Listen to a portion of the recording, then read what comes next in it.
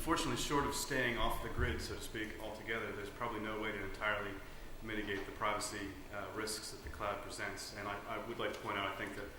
the cloud does introduce a whole lot of new issues into the privacy world that we've never had to contend with before. There's never been a time when such a few people can have so much influence and have so much impact on such a large percentage of us, because whoever controls Facebook pretty much controls the world, really, in some ways. My suggestion in what we can do to try to mitigate the concerns is to become much more active users of these technologies and exercise our right to choice in trying to identify and only dealing with cloud providers whose incentives are actually compatible with a trustworthy relationship. And given the marketing that we're bombarded with and so on, we might not actually think that there are any non-corporate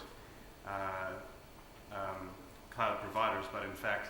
as Vikram mentioned earlier in his introduction,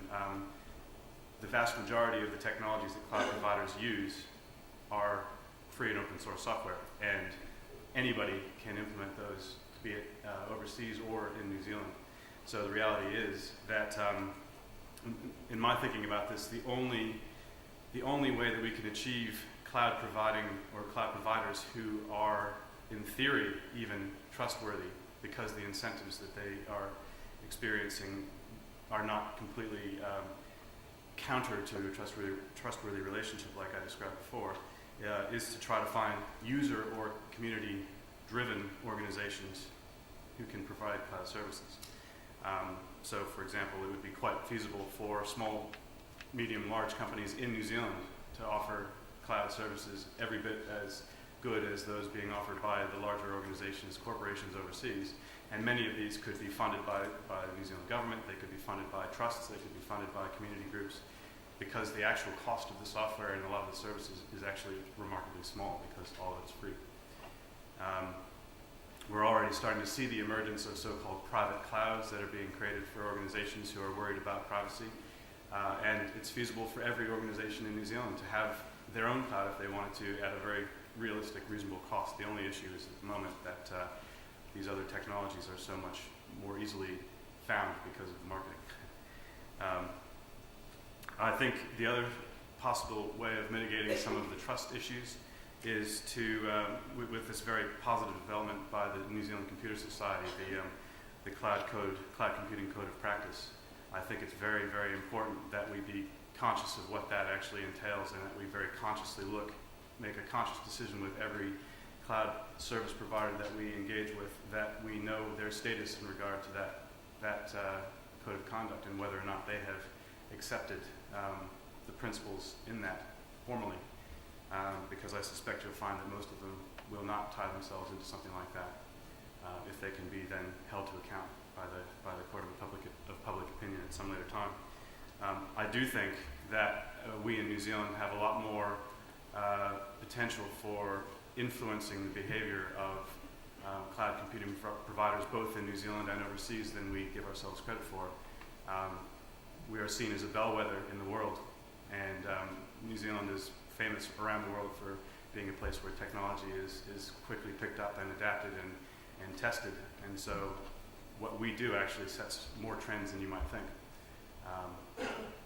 I also want to say that one thing we need to do to mitigate some of the possible privacy risks is to do our very best to avoid becoming more dependent on US IP policy. And so, for example, we need to do what we can to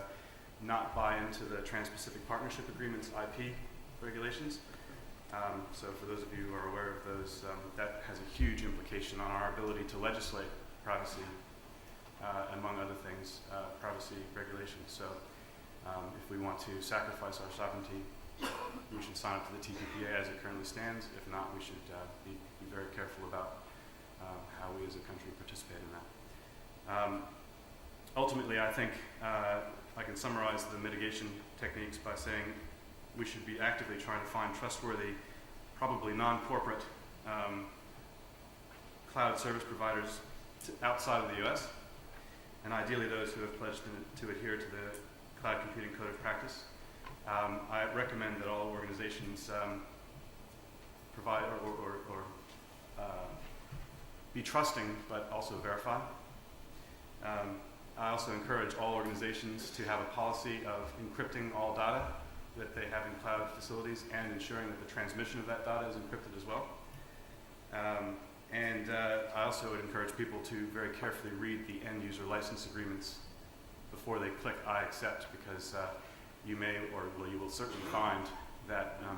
if you do click I accept, you have sacrificed any hope of recourse you might have if it turns out at some later stage that your privacy has been infringed upon. You will almost certainly find that you are expressly allowing exactly what you don't want to have happen by clicking I accept.